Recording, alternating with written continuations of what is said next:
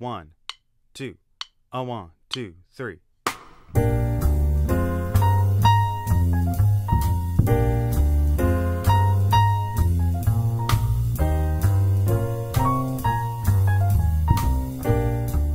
So the first DIY that I'm going to attempt is turning the flash on an iPhone into a blacklight. What it says to do first is to take a small piece of tape, and then I'm going to cut it so that it fits it a little bit better onto the lens. And then put it over your flash. I'm going to leave this little tail up at the top so that it's easier to pull off when I'm done.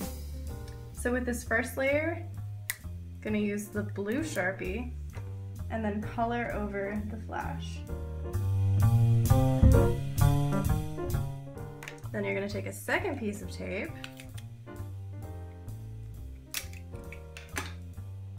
and layer it over the first one.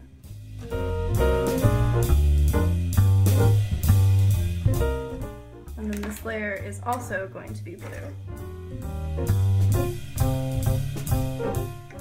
Finally, I'm going to take the third and last layer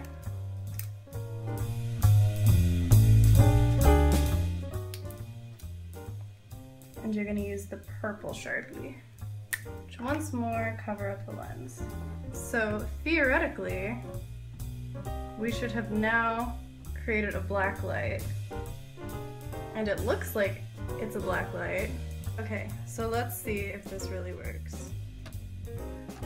I put some highlighter on this paper, and it looks as though it is a black light, and it makes the highlighter glow a lot.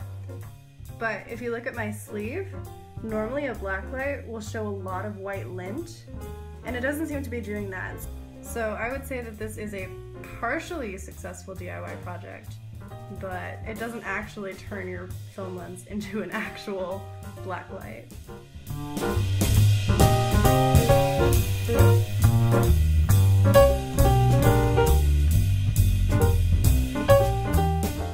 So the first thing it says to do is to take your magnifying glass and then trace it on the shoebox, and then we'll cut the hole for the lens.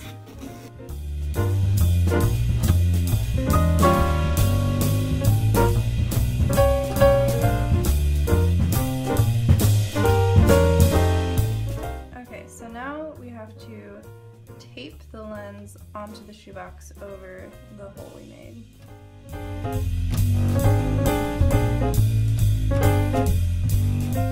Okay, so once you put all the tape on here, this is what it should look like. On the tutorial I watched, they somehow rigged a paper clip into a little stand for the iPhone,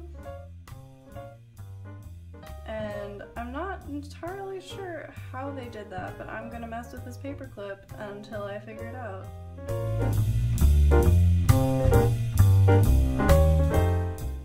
Okay, so the paper clips were unsuccessful, so I rigged some binder clips.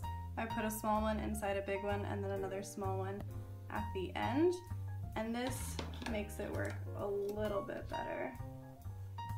Okay, so then the next step actually deals with the phone itself. If you're familiar with watching YouTube videos or Netflix on your phone, you know that whenever you turn your phone, the image will shift and change depending on which way you turn it. Because science, since we're going to be projecting the image through this lens, if we just project it as right side up through the lens, it'll appear upside down on screen. So we're going to have to change the settings on the phone so that we can show the image on the phone upside down without the screen changing automatically. And so if you go flick up to your settings right here, this button right here does the magic, and you can see it says portrait orientation lock is on. So now we should be good to go. Okay, so once you have your portrait orientation locked on, you can pick whatever video you want and make sure that you present it upside down. Also, want to turn your brightness all the way up, and then the tricky part is then trying to find the focal point, because there's going to be a certain point in the box where you set your phone that'll create the clearest picture, science and stuff. So we just experimented by having just a blank sheet of paper. Basically, you're just going to try to move it back and forth and see which picture you get that is the most clear. So, as you can see, we do have a projection. It is not very large, and this is the clearest that we could get. So, technically, this project works, but it's not that much better than just watching something on your phone to begin with.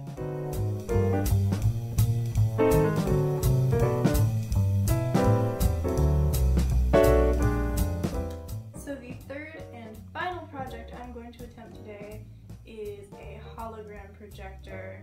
Supposedly, it's very easy and only requires some simple materials.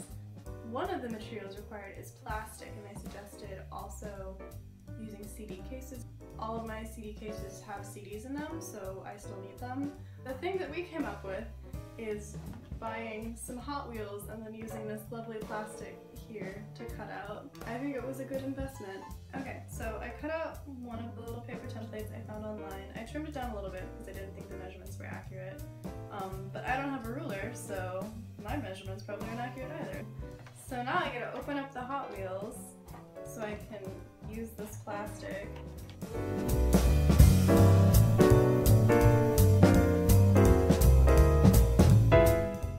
Okay, so now I have my plastic and I have my little template, and I'm going to use it to cut out 4 of these little plastic pieces that will be this shape. Okay, so I have 4 little plastic things that are roughly the same size, and now I'm going to tape them together to create a pyramid shape.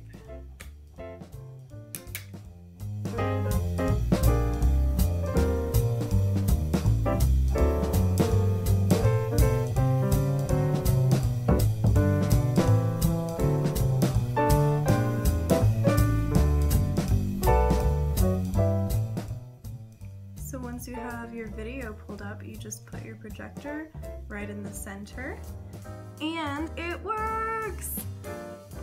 I'm actually surprised how well it works. It's really cool. This is probably the most successful of the 3, I would say.